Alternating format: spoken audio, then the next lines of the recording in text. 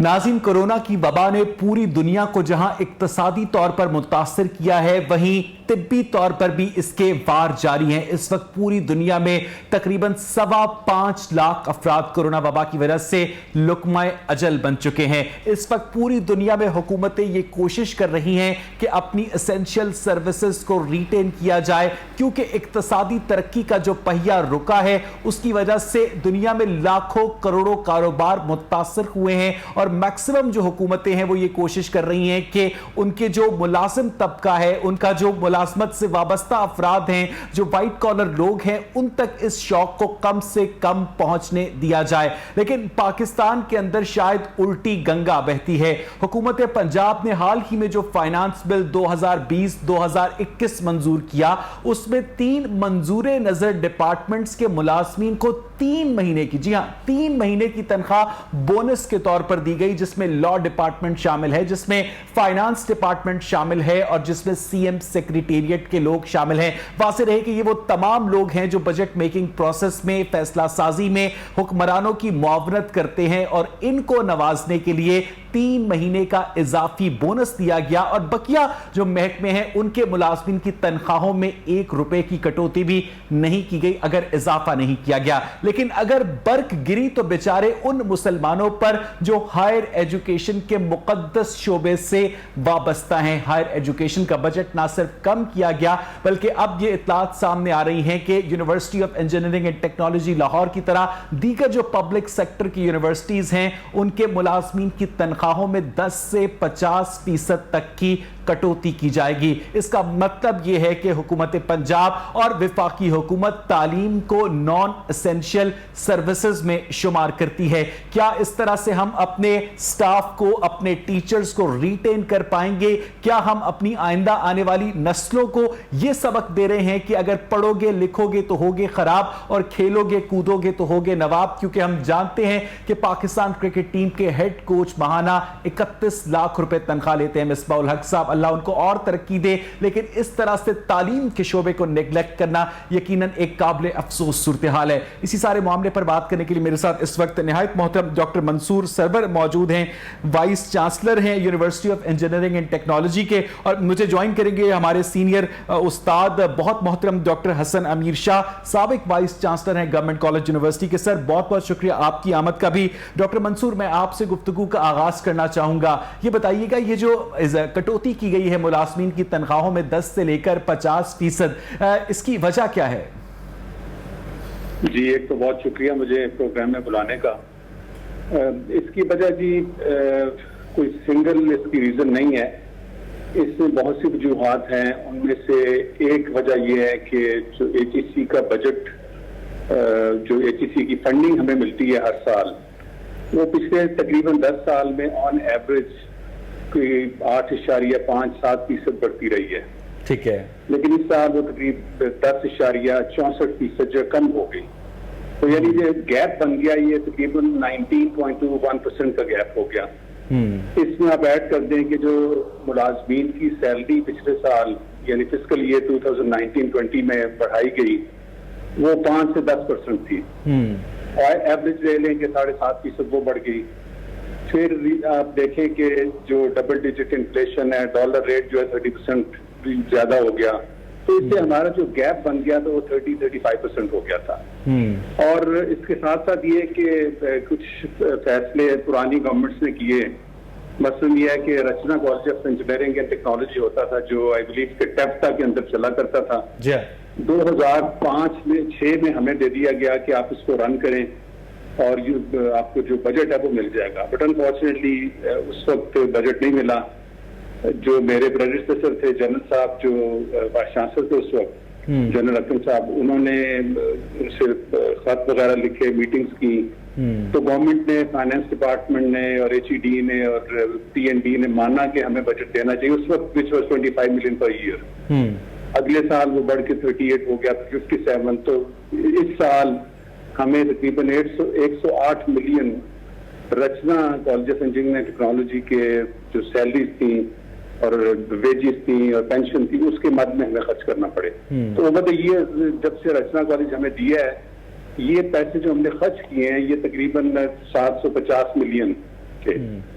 फिर यह है कि जब मुल्तान में MNS UET मुल्तान बनी 2012 में, तो उसको भी UT लाहौर को कहा गया कि इसको रन करें और आपका बजट इसको दे देंगे, बट अनफॉर्चुनेटली गवर्नमेंट की डॉक्टर साहब अगर आप मुझे इजाजत दें, टेलीविजन की कुछ मजबूरियां होती हैं। डॉक्टर हसन अमीर शाह भी हमारे साथ मौजूद हैं, उन्हें भी शामिल गुफ्तगू कर लेते हैं। आप दोनों बहुत सीनियर टीचर्स हैं। डॉक्टर साहब बहुत बहुत शुक्रिया सर आपके कीमती वक्त के लिए। ये बताइएगा कि एक जानिब हुकूमत लॉ डिपार्टमेंट के मुलाजमीन को 3 महीने का बोनस देती है, फाइनेंस डिपार्टमेंट के मुलाजमीन को 3 महीने का बोनस देती है, CM सेक्रेटेरिएट के मुलाजमीन को 3 महीने का बोनस देती है, और दूसरी जानिब हायर एजुकेशन का बजट जो है वो कट कर दिया जाता है डॉक्टर साहब, और इस वजह से जो पब्लिक सेक्टर यूनिवर्सिटीज हैं वो अपने बेस्ट टैलेंट को गवा देगी। आपको भी याद होगा कि किस तरह से आप गवर्नमेंट कॉलेज में पूरी दुनिया से लोग ढूंढ ढूंढ कर लाते थे। जी, ये बहुत अफसोसनाक सिचुएशन है। हमें किसी के बोनस मिलने पर तो कोई एतराज नहीं है, जरूर बोनस दें, मगर हमारी यूनिवर्सिटीज को इस तरह से नजरअंदाज ना करें।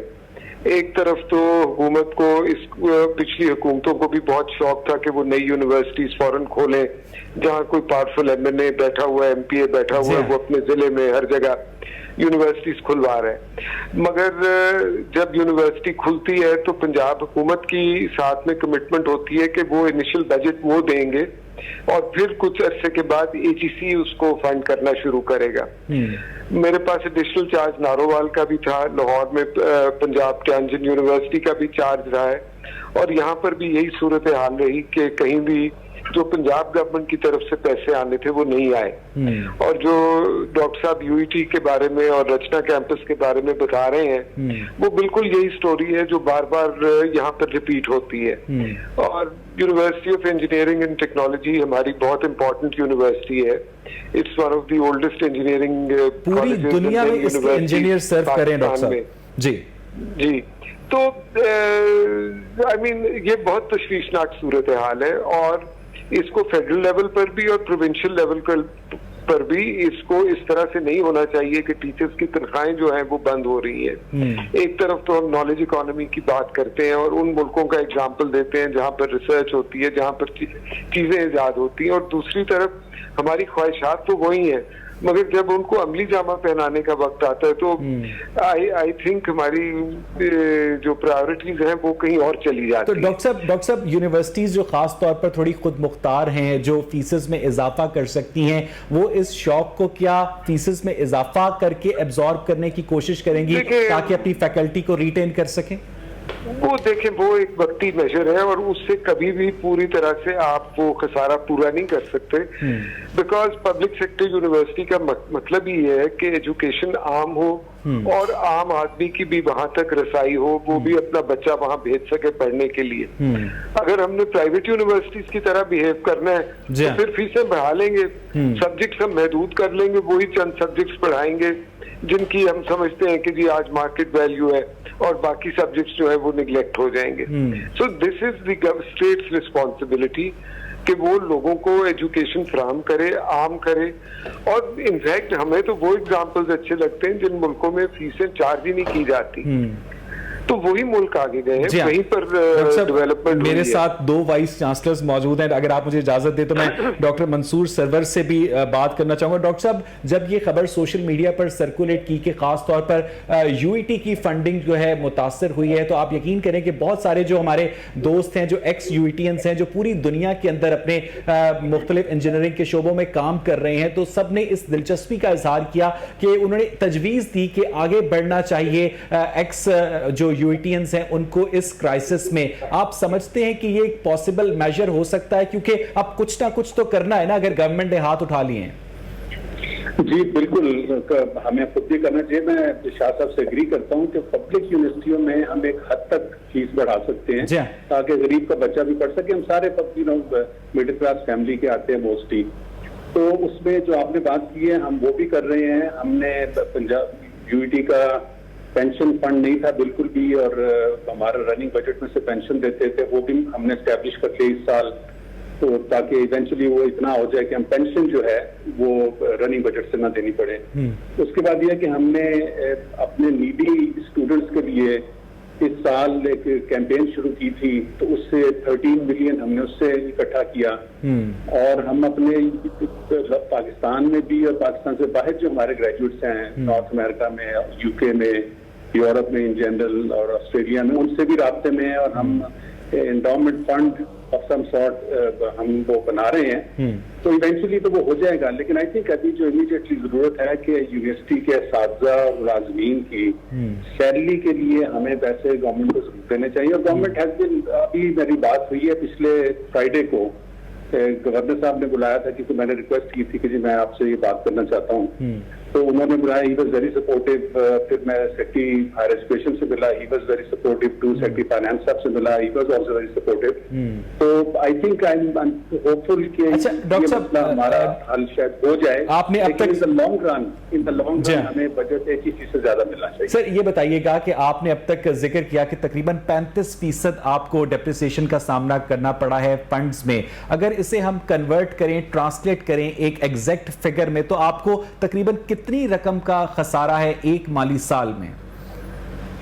एक माली साल में जी हमारा जो ये अभी फिस्कल ईयर बंद खत्म हुआ है 2019-20, इसमें हमारा एंटिसिपेटेड तो था तकरीबन 270 मिलियन, लेकिन जब असल आया तो इट वाज 767 मिलियन। और अगले साल का प्रोजेक्टेड जो है बेस्ड ऑन कि हमारी जो रिक्वेस्ट थी एचईसी को, उसके हिसाब से हमारा तकरीबन 570 मिलियन है। बट आई एम श्योर कि जो फंडिंग हमें मिलेगी उसके बाद ये 1 बिलियन से ज्यादा हो जाएगा। बिल्कुल ठीक है डॉक्टर मंसूर, आप जरा तवक्कुफ कीजिएगा। डॉक्टर हसन अमीर शाह, आप चूंकि अब रिटायर हो चुके हैं, हम समझते हैं कि आप शायद ज्यादा लिबर्टी पर हैं मामलात पर कमेंट करने के लिए। इस वक्त जो प्राइम मिनिस्टर सेक्रेटेरिएट है उसका रोज का बजट 9 करोड़ रुपए है डॉक्टर साहब, और हम देखते हैं कि बकिया डिपार्टमेंट्स में भी किसी किस्म की कटौती नहीं हुई है। हुक्मरान उसी तरह से कीमती गाड़ियों में घूमते हैं, उसी तरह से पुरतायुश महल्लात में रहते हैं, और अगर कटौती होती है तो इस तरह के डिपार्टमेंट्स पर होती है जहां पर हम जानते हैं कि बहुत ज्यादा एक इंटेलेक्चुअल तबका होता है। उस तरह से वो मिलिटेंटली सड़कों पर आकर नहीं एहतजाज कर सकते, डॉक्टर्स और वकला जिस तरह अक्सर किया करते हैं। तो आप समझते हैं कि अब अपना हक लेने के लिए एहतजाज के अलावा भी कोई ऑप्शन है डॉक्टर साहब? देखिए जी, हमारी हुकूमतों को ये बात जो है ये समझनी चाहिए कि ये मतलब ठीक है, डॉक्टर मंसूर सरवर अपने यूईटीएंस जो हैं उनसे कुछ ना कुछ फंडिंग ले लेंगे। गवर्नमेंट कॉलेज यूनिवर्सिटी का बहुत अच्छा एग्जांपल है जहां पर एक बड़ा पुराना एंडाउमेंट फंड है जो पिछले 21 साल से चल रहा है। जब मैंने यूनिवर्सिटी छोड़ी तो उसमें तकरीबन 40 करोड़ से ज्यादा रकम थी, मगर ये रकम फिर भी नाकाफी है कि हम अपनी सैलरीज को और हम अपनी डेवलपमेंट को सपोर्ट कर सके। ये रकम इस्तेमाल होती है, इसको फिक्स कर देते हैं, इसमें से जो इंटरेस्ट आता है वो स्टूडेंट्स के कुछ स्कॉलरशिप्स वगैरह देने के काम आता है। अगर ये एकदम ये रकम खत्म कर दी जाए तो दिस विल फिनिश, वो कहानी खत्म हो जाएगी। बिल्कुल। तो ये मतलब ये प्रायोरिटीज की बात है कि अगर आपने किस चीज पर खर्च करना है, आप एजुकेशन को कितनी प्रायोरिटी देते हैं।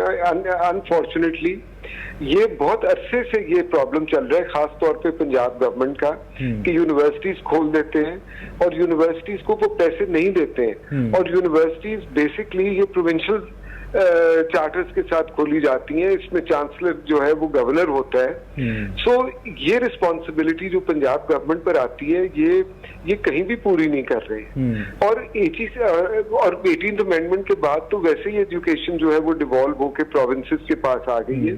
तो वी आर लकी के एचईसी कुछ ना कुछ देता रहा है, वो भी नाकाफी है, वहां पर भी कटौतियां हैं, वो उनको भी पैसे पूरे नहीं मिल रहे, इसीलिए यूनिवर्सिटी तक पूरे नहीं पहुंचते। मगर पंजाब गवर्नमेंट को तो अपनी रिस्पॉन्सिबिलिटी जो है वो बिल्कुल पूरी करनी चाहिए। एक छोटी सी, दिस इज नॉट न्यू, ये नहीं है कि ये कुछ आज होने लगा है, ये पिछले बहुत अरसे से 2010-11 से तो मैं इस चीज को देख रहा हूँ। और 2015 में when I became vice chancellor, constant यही रिक्वेस्ट होती थी पंजाब गवर्नमेंट से कि हमें कुछ दें आप। वो कभी लैंड दे दिया या कभी कुछ दे दिया, that is okay, that is good, but that is not enough. और यूनिवर्सिटीज, पब्लिक सेक्टर यूनिवर्सिटी जो है वो कभी भी प्रॉफिट मेकिंग में उस तरह से नहीं जाएगी। बिल्कुल। हम अपना प्रॉफिट जो है वो और हवाले से देखते हैं कि this is an investment into the future. हम मैन पावर ट्रेनिंग कर रहे हैं, हम लोग प्रोड्यूस कर रहे हैं जो इवेंचुअली इकोनॉमी को होपफुली वो लोग उसमें उसको बूस्ट देने में काम आएंगी।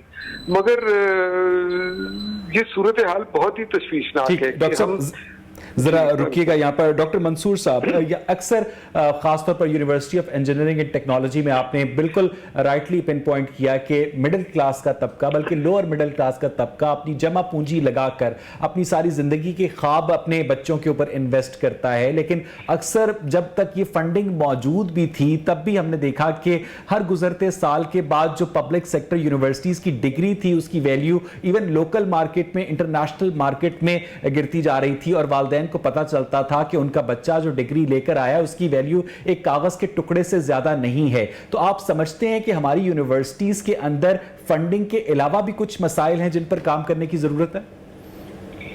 जी, जाहिर है ये फंडिंग के अलावा मसाइल भी हैं। उसमें यूटी लाहौर और ये गवर्नमेंट कॉलेज जो हमारी हिस्टोरिक यूनिवर्सिटीज हैं, इसमें तो हम कह सकते हैं कि हमारे जो स्टूडेंट्स हैं they are the most capable या सबसे लायक बच्चे आते हैं। हमारे असातिज़ा इन जनरल बहुत ज़्यादा लायक होते हैं। लेकिन आई थिंक विद टाइम मैं समझता हूँ कि जो प्रमोशन का या अगले केडर पे जाने के लिए क्राइटेरिया रखा गया वो पेपर को काउंट करना बन गया। जहाँ जगह पे पेपर आपके इतने पब्लिश होंगे एलिजिबल, बिल्कुल उससे हुआ ये मेरे ख्याल में, और ये मेरे ख्याल में बड़े तशवीश का मामला है कि अंडर ग्रेजुएट एजुकेशन पे ध्यान इन जनरल टीचर्स का कम हो गया। उससे बहुत नुकसान हो रहा है, नंबर एक। नंबर दो ये है कि जो प्राइवेट यूनिवर्सिटीज हैं, not any particular university, in general वो बच्चों को सीजीपीएस वगैरह ज्यादा दे देते हैं। और होता ये है कि जब हायरिंग करती हैं कंपनीज तो पहला कट लगाती हैं कि हमने 3.5 या 3.3 से नीचे का बच्चा इंटरव्यू नहीं करना, रिगार्डलेस की उसकी एबिलिटीज के हैं। तो हमारे ग्रेजुएट्स अभी भी बाय एंड लार्ज बाकी इंजीनियरिंग। तो डॉक्टर साहब इसका मतलब है कि अगर 1905 में आइंस्टाइन ने स्पेशल थ्योरी ऑफ रिलेटिविटी का एक पेपर पब्लिश किया था तो वो हमारे जो हायरिंग प्रोसेस है उसे एक पेपर ही गिनेगा? बिल्कुल आपने बात की है। और this is the unfortunate part कि जो हमने बीइंग काउंटेड पे लगा दिया ना टीचर्स को, यानी हमने क्वालिटी से चीजों को शिफ्ट कर दिया है क्वांटिटी के ऊपर। जी बिल्कुल इसी तरह है। और फिर उसमें यह हुआ कि पब्लिक सेक्टर में इन ऑलमोस्ट एवरी यूनिवर्सिटी को इंसेंटिव देना शुरू हो गया। ये जो रैंकिंग के मसले में बढ़ गई ना यूनिवर्सिटियां, अब अमेरिका में अक्सर यूनिवर्सिटी दे डोंट केयर कि क्यूएस रैंकिंग क्या है। एग्जैक्टली हम उस रैंकिंग के लिए जाते हैं, जितने पेपर पब्लिश करते हैं ताकि रैंकिंग हायर हो जाए। It is worthless really.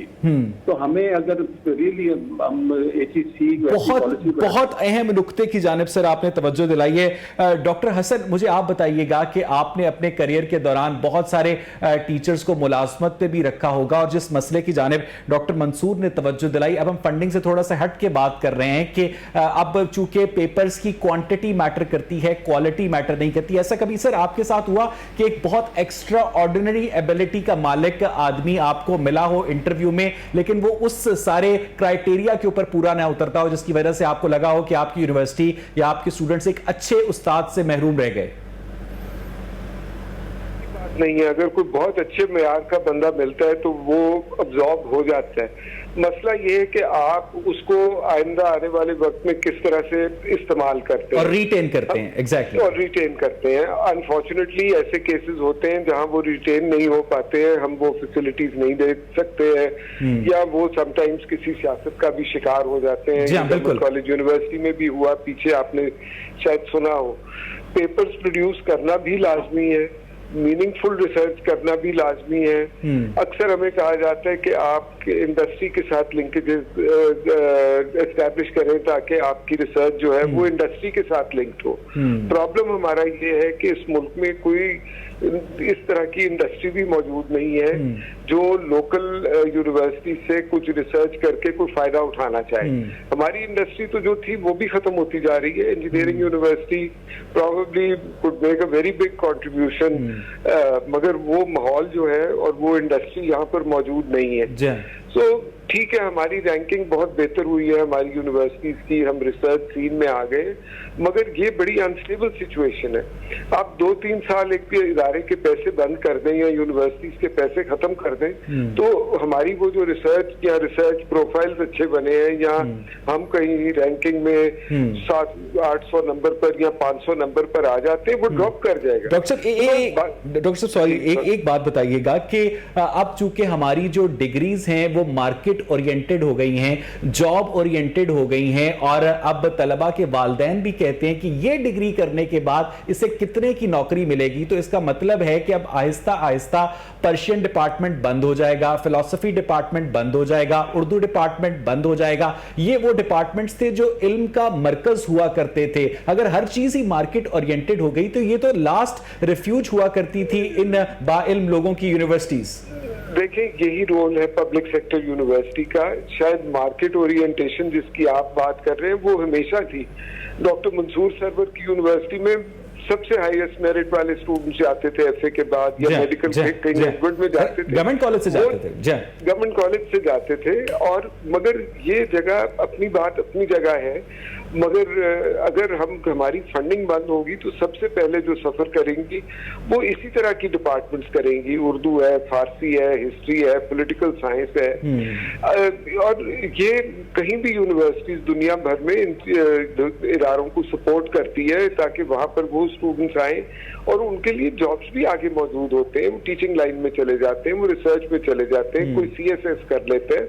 So I mean ये बात गलत है कि मार्केट ओरिएंटेशन सोच के ही सारा कुछ करना चाहिए। पब्लिक सेक्टर यूनिवर्सिटीज में ये थिंकिंग का कोई जगह नहीं है, मेरा ख्याल है। बिल्कुल ठीक है, बिल्कुल ठीक है, बिल्कुल ठीक है। डॉक्टर मंसूर, अब आप एक उस्ताद भी हैं, आपकी एडमिनिस्ट्रेटिव जिम्मेदारियां भी हैं। अगर सुबह से लेकर शाम तक आपको यही फिक्र जो है वो सताए रखेगी कि मैं किस तरह से अपने मुलाजमीन की तनख्वाहों का, पेंशन के मामला पूरा करूंगा, तो आपकी खुद जो अपनी एक आउटपुट है अपनी फील्ड के अंदर, वो भी तो मुतासर होगी ना सर? जी बिल्कुल होगी, और वो इस तरह रहा है कि मैं थोड़ा सा अगर ऐड कर दूं पिछले सवाल के ऊपर अपनी ओपिनियन, तो हमारा जो इस साल का बजट था जी, उसमें जो हमारी पेंशन और सैलरी थी वो 59% बजट का वहां चला गया। हमारा 23% जो था वो हमारा चला गया, सॉरी 59% हमारा चला गया सैलरीज में, 23% चला गया पेंशन में, और ये एसेंशियल सर्विसेज जो हमारी होती हैं, बिजली हो गया, बिजली का देना, पानी का, सिक्योरिटी का एंड सो ऑन, वो हमारा हो गया 13%। यानी 95% हमारा बजट जो है इन चीजों पे लग गया। सिर्फ 5% बच गया जिससे हम कोई काम बाकी दूसरा कर सकते हैं। तो 5% में जो एसेंशियल सर्विसेज के अलावा सर्विसेज भी हैं, तो उसमें रिसर्च वगैरह या क्रिएटिव थिंकिंग जो है हमने स्टूडेंट्स में लेके आनी है, जो असातिज़ा ने खुद क्रिएटिव काम करना है, वो तो बिल्कुल ही। डॉक्टर साहब, पाकिस्तान की और अमेरिकन यूनिवर्सिटीज का कोई कंपैरिजन नहीं है, और ये बात यकीनन आपको पता होगी, लेकिन मैं सिर्फ अपने व्यूअर्स तक पहुंचाने के लिए आपके साथ शेयर कर रहा हूं कि यूनिवर्सिटी ऑफ कैलिफोर्निया का जो सालाना बजट है सर, वो $31 अरब है, जो पाकिस्तान के टोटल GDP से भी डबल है। मुझे ये बताइएगा कि जो तरक्की याफ्ता ममालिक हैं, वहां की हुकूमतें किस तरह से अपनी यूनिवर्सिटीज को इतनी ज्यादा फंडिंग अफोर्ड कर लेती हैं अपने GDP की शरह के हिसाब से भी सर? देखिए ना, तरक्की याफ्ता ममालिक में जो तालीम की बजट है और R&D है, वो हमने मुख्तस किया होता है कि जी हमने कम से कम 4-5-6%, उससे भी ज्यादा बजट वो तालीम पे रखते हैं। इसी तरह 2-3-4% जो है वो R&D पे रखते हैं। तो हमारे तो मुल्क में जो टोटल बजट तालीम R&D पे रखा जाता है वो तो 2% भी नहीं है। तो हम तो किसी तरह से कम्पीट कर ही नहीं सकते उनके साथ। और वहाँ एक परपेचुअल पॉलिसी जो है वो चलती है, कोई अच्छी पॉलिसी है, वो इट डजंट मैटर कि कौन सी गवर्नमेंट। बिल्कुल ठीक है। डॉक्टर साहब, डॉक्टर हसन से मैं एक आखिरी सवाल करना चाहूंगा। डॉक्टर साहब, आपने नॉलेज इकोनॉमी का जिक्र किया। हमारे हुक्मरानों की अक्सर जो तरजीह होती है वो डिफेंस होती है, लेकिन क्या हमने देखा कि सोवियत यूनियन जो था वो अपनी इकोनॉमी के बायस कोलैप्स कर गया जब उसने अपनी पब्लिक सेक्टर और खासतौर पर दीगर यूनिवर्सिटीज के ऊपर फंडिंग रोक दी। तो हमारे दिफा के लिए भी बहुत जरूरी है, नागुज़ीर है कि हमारी यूनिवर्सिटीज थराइव करें। डॉक्टर साहब जी बिल्कुल, ये वो एक मुहावरा है ना जी कि you sink and swim together. कोई किसी मुल्क का एक इदारा नहीं फ्लरिश कर सकता अगर बाकी सारे सिंक कर रहे हैं। तो सारी चीजों को तरजीह देनी चाहिए, वो अपनी जगह है, मगर एक बैलेंस मेंटेन होना चाहिए। जैसे डॉक्टर साहब ने अभी मंसूर सरवर साहब ने फरमाया कि 4-5% जो है वो एजुकेशन के लिए रखा जाता है। हमारे तो एक आई इस तरह की सिचुएशन 2001 में 2 में जब एचईसी बनी तो यूनिवर्सिटीज को पैसे मिल गए, वरना ओवरऑल इस 70-80 ईयर्स में हमारी एजुकेशन की सूरत हाल हमेशा ही तशवीशनाक रही है। और जिस खसारे की डॉक्टर मंसूर सरवर ने बात की इंजीनियरिंग यूनिवर्सिटी के हवाले से, ये बेशतर यूनिवर्सिटीज का यही प्रॉब्लम है कि हर साल उनका खसारा आता है। और वो यही है कि जो इन्फ्लेशनरी कॉस्ट है वो तनख्वाहें तो बढ़ा दी जाती हैं, मगर कुछ अर्से तक एचईसी वो देता रहा कि वो गैप पूरा करता था, मगर पिछले 8-10 साल से वो गैप नहीं पूरा हुआ। और वो नहीं पूरा होता है जब तो खसारा बिल्डअप होना शुरू हो जाता है। जो प्रोविंशियल गवर्नमेंट्स की सपोर्ट है वो पूरी नहीं होती, वो भी खसारे में ऐड हो जाती है। हमको बहरहाल पेंशन भी देनी है, सैलरीज भी देनी है, और एक बेहतर सूरत हाल जो थोड़े अरसे के लिए मर्ज की, वो इस तरह से तो वो खत्म हो जाएगी। हम जहाँ खड़े हैं यहाँ से भी बहुत शुक्रिया डॉक्टर हसन अमीर शाह, आपका बहुत बहुत शुक्रिया डॉक्टर मंसूर सरवर साहब आपके कीमती इनपुट के लिए। नाज़रीन, पिछले ज़मानों में बादशाह का दिल करता था तो शायर को या अदीब को नवाज देता था, दिल नहीं करता था तो नहीं नवाजता था। सूरत हाल कुछ ज़्यादा तब्दील नहीं हुई है। मुझे यहाँ पर एक ब्रेक लेनी है। Stay with us.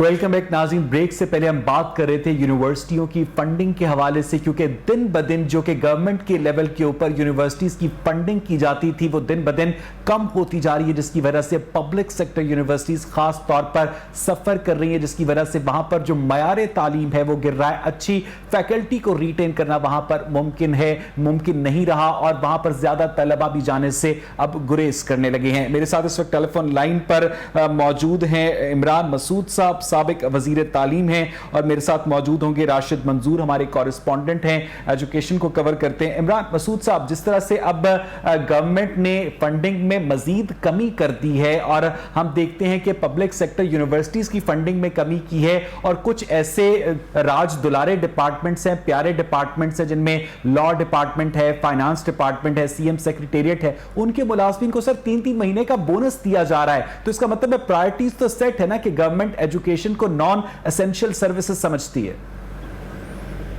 पॉइंट आपका बिल्कुल ठीक है। देखें, एजुकेशन को जब तक आप प्रायोरिटी पे नहीं रखेंगे तब तक आपको डिजायर रिजल्ट्स नहीं मिलेंगे।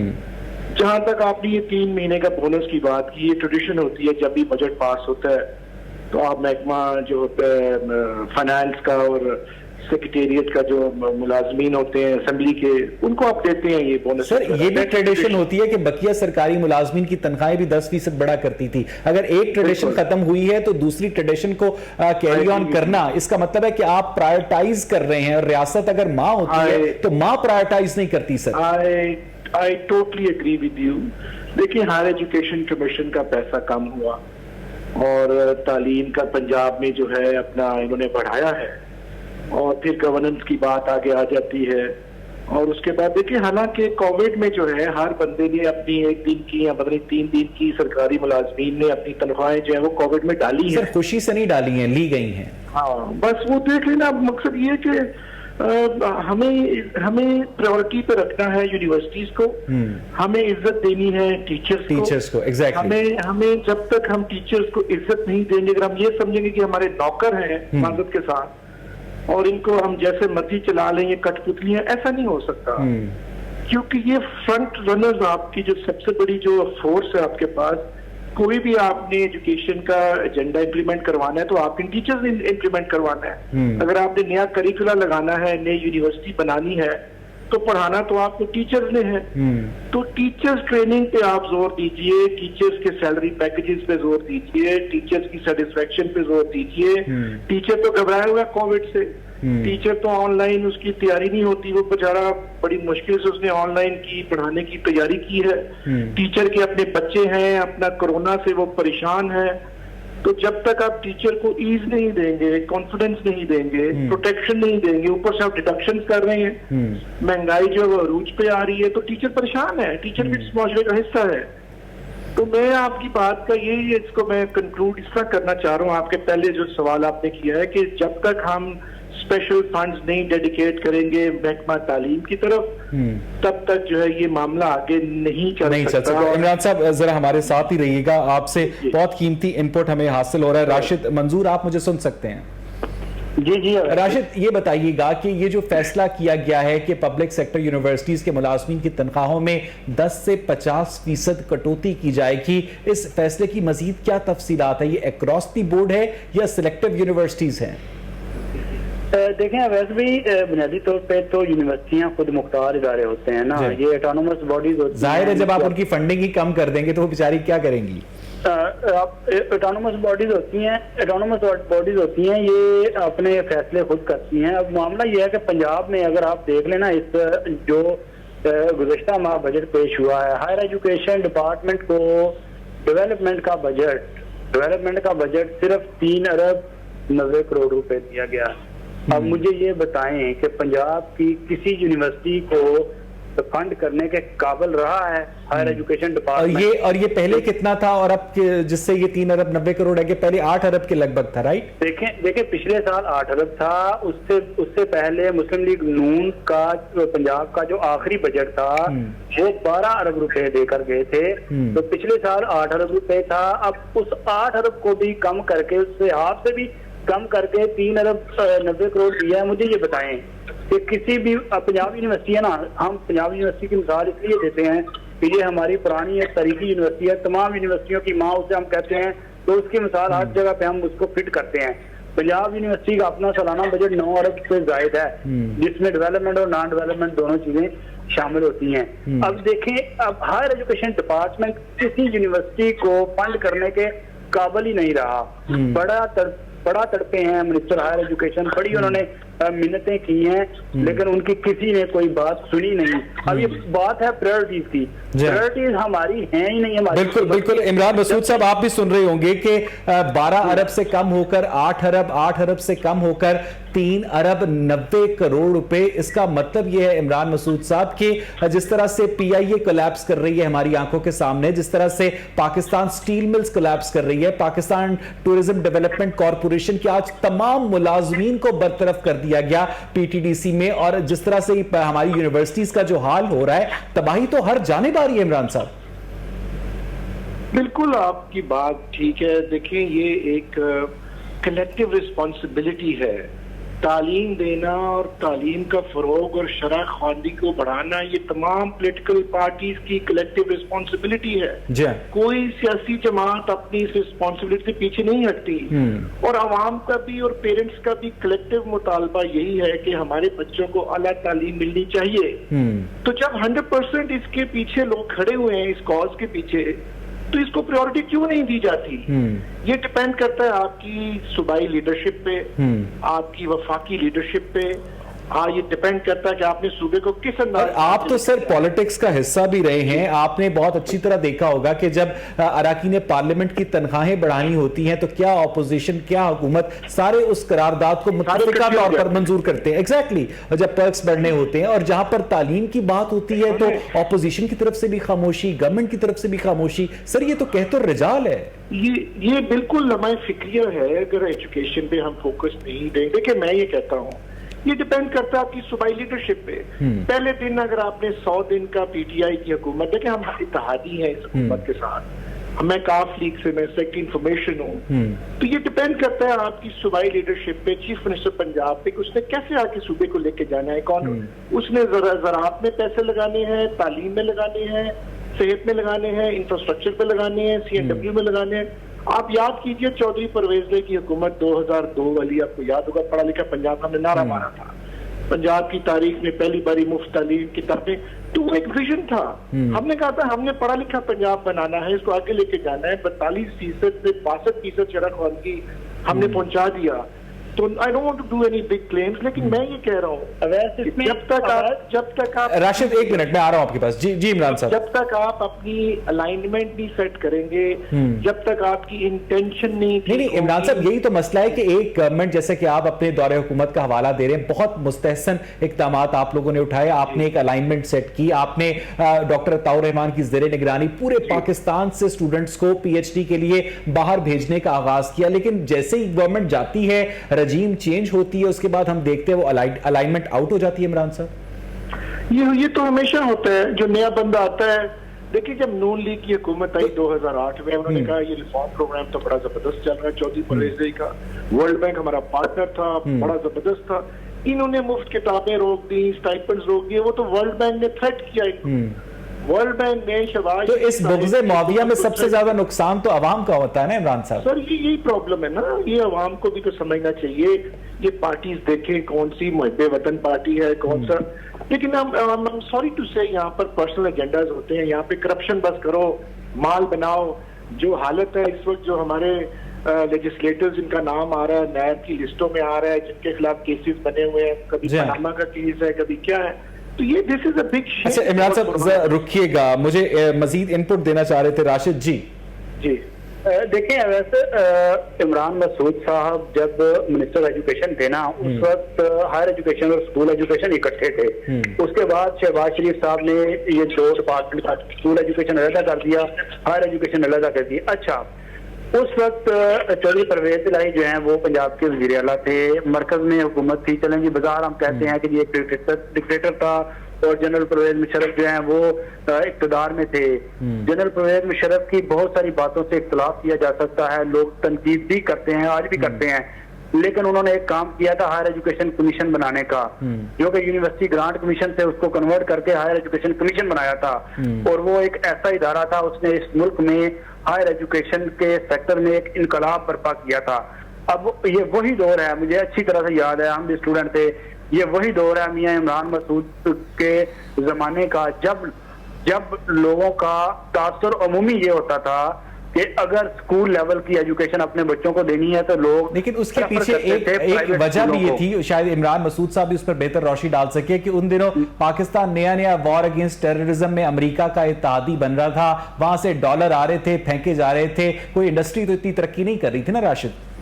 देखें डॉलर आते तो डॉलर को किसी और जानब भी तो कन्वर्ट किया जा सकता था, किसी और सेक्टर में भी तो डॉलर खपाए जा सकते थे, अगर आते थे बकौल आपके, अगर आते थे तो। लेकिन अगर उनको तालीम की तरफ मोड़ा उनका रुख, तो मेरा ख्याल है कि ये एक बहुत। राशिद मुझे मेरे साथ ही रहिएगा, मुझे यहाँ पर एक ब्रेक लेनी है। इमरान मसूद साहब काइंडली आप भी हमारे साथ रहिएगा। नाज़रीन, जब आप ब्रेक से वापस आएंगे तो अपनी डिस्कशन का सिलसिला आगे बढ़ाएंगे। Stay with us.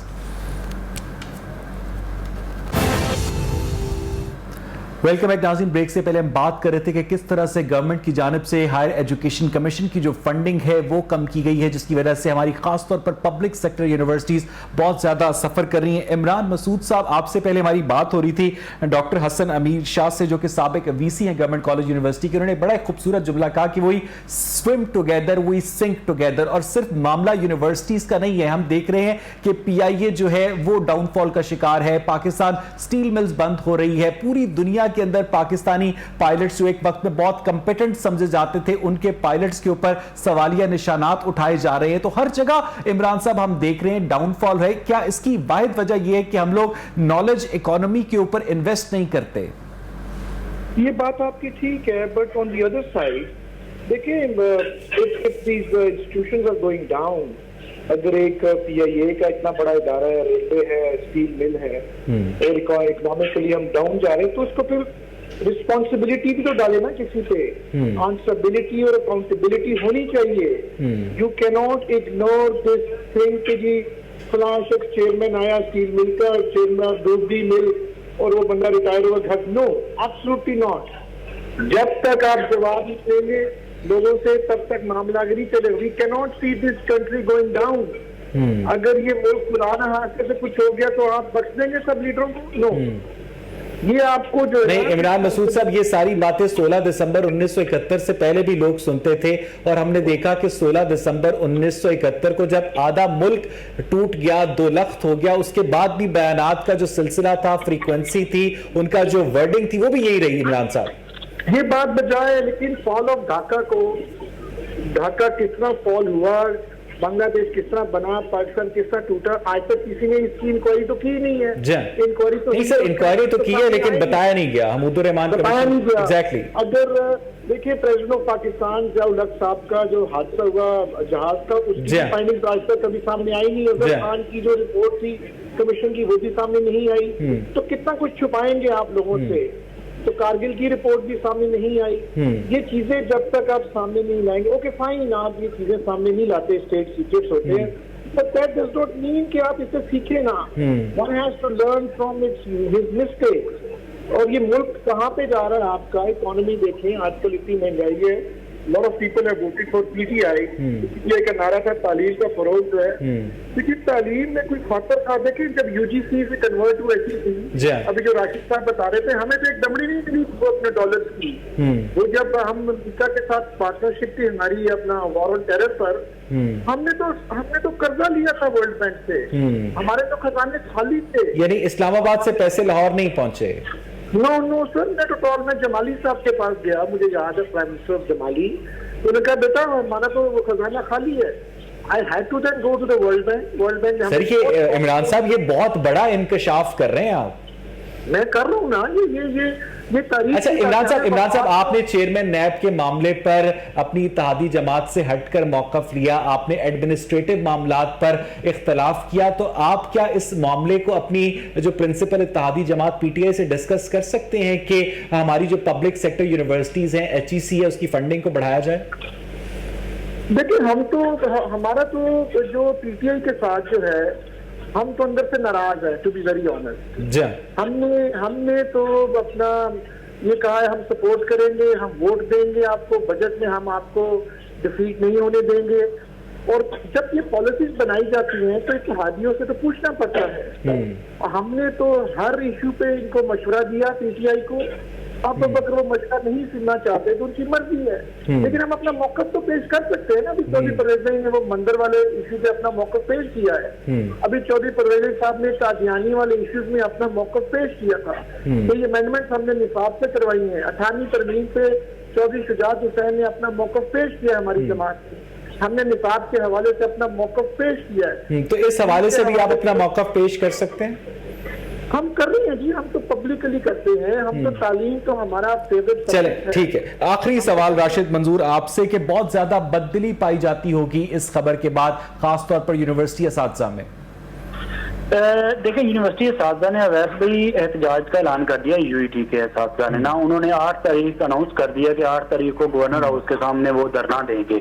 ये सारे मामला क्योंकि वाइस चांसलर ने गवर्नर पंजाब को, हायर एजुकेशन डिपार्टमेंट को, वजीर आला पंजाब को, इवन के चेयरमैन हायर एजुकेशन कमीशन को भी खतूत लिख के आगाह कर दिया था कि हम खुदारा हमारी कुछ मदद कर दें। हम बहुत शुक्रिया राशिद मंजूर, आपका बहुत बहुत शुक्रिया। इमरान मसूद। नाज़रीन, एचईसी की फंडिंग गवर्नमेंट ने कम कर दी है और जब भी यूनिवर्सिटी मुलाजमीन की तनख्वाहों का मामला आएगा तो बहुत गौर से हुक्मरानों की BMW और लेमोजीन्स को देखिएगा। प्रोग्राम देखने के लिए शुक्रिया।